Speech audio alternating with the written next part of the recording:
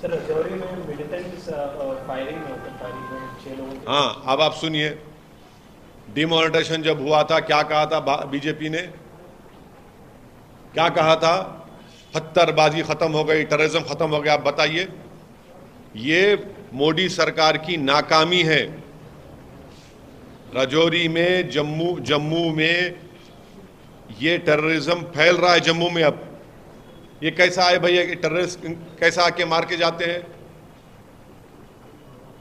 ये मोदी सरकार की नाकामी है। डिमोनेटाइजेशन में तो बड़े दावे किए थे आपने, और आज रजौरी में जिन लोगों को मारा गया हम उसका कंडेम करते हैं। और ये बीजेपी सरकार की सरासर नाकामी है, फेलियर है उनका। ये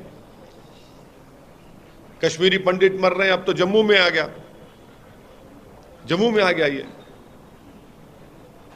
अब आप बताइए इसकी जिम्मेदारी किस पे डालेंगे आप? पॉलिटिकल फेलियर है मोदी सरकार का।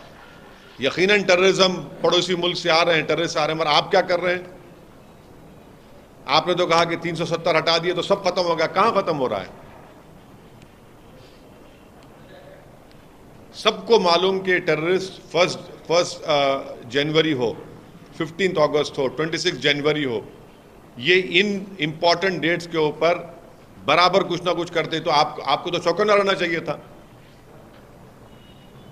और आप नहीं है, चौकन्ना नहीं है। आपकी नाकामी, आपका फेलियर है।